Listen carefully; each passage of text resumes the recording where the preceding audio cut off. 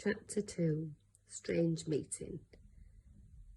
I was still deciding which direction to take when I heard a voice from behind me. "Who are you? What do you want?" I turned.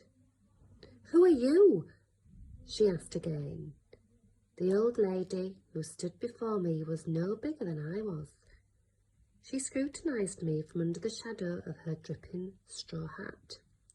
She had piercing dark eyes that I did not want to look into.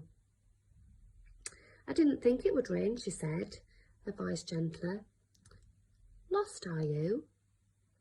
I said nothing. She had a dog on a leash at her side, a big dog. There was an ominous growl in his throat and his hackles were all up along his back. She smiled. "The dog says you're on private property," she went on, pointing her stick at me accusingly. She edged aside my raincoat with the end of her stick. "Run away from that school, did you?" "Well, if it's anything like it used to be, I can't say I blame you. But we can't just stand here in the rain, can we? You'd better come inside. We'll give him some tea, shall we, Jack? Don't you worry about Jack. He's all bark and no bite." Looking at Jack, I found that hard to believe. I don't know why, but I never for one moment thought of running off. I often wondered later why I went with her so readily. I think it was because she expected willed me to somehow. I followed the old lady and her dog up to the house, which was huge as my school. It looked as if it had grown out of the ground. There was hardly a brick or a stone or a tile to be seen. The entire building was smothered in red creeper, and there were a dozen ivy-clad chimneys sprouting skywards from the roof. We sat down close to the stove in a vast vaulted kitchen. "The kitchen's always the warmest place," she said, opening the oven door. "We'll have you dry in no time. Scones?" She went on, bending down with some difficulty and reaching inside. "I always have scones on a Sunday and tea to wash it down. All right for you?" She went on chatting away as she busied herself with the kettle and a teapot. The dog eyed me all the while from his basket, unblinking. "I was just thinking," she said, "you'll be the first young man I've had inside this house since Bertie." She was silent for a while. The smell of the scones wafted through the kitchen. I ate 3 before I even touched my tea. They were sweet and crumbly and succulent with melting butter. She talked on merrily again to me, to the dog. I wasn't sure which. I wasn't really listening.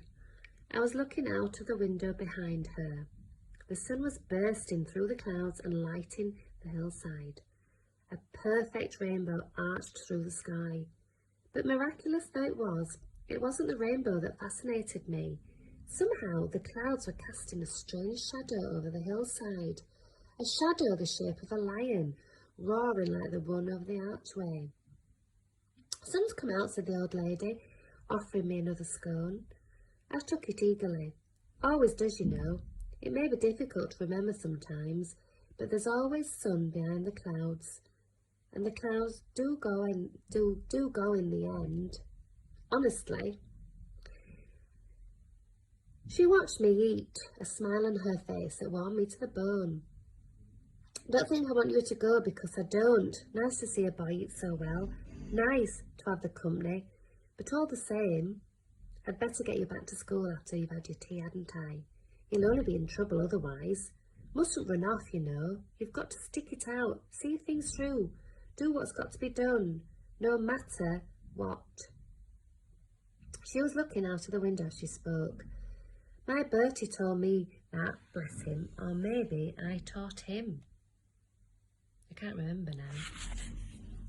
And she went on talking and talking, but my mind was elsewhere. The line on the hillside was still there, but now he was blue and shimmering in the sunlight.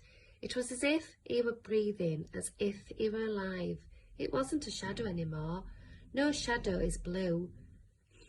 No, you're not seeing things, the old lady whispered. It's not magic. He's real enough. He's our lion, Bertie, and mine. He's our butterfly lion. What do you mean? I asked.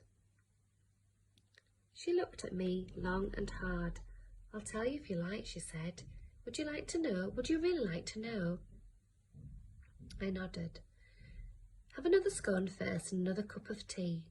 Then I'll take you to Africa, where our lion came from, where my Bertie came from too. Bit of a story I can tell you. You ever been to Africa? No, I replied. Well, you're going, she said. We're both going. Suddenly, I wasn't hungry anymore. All I wanted now was to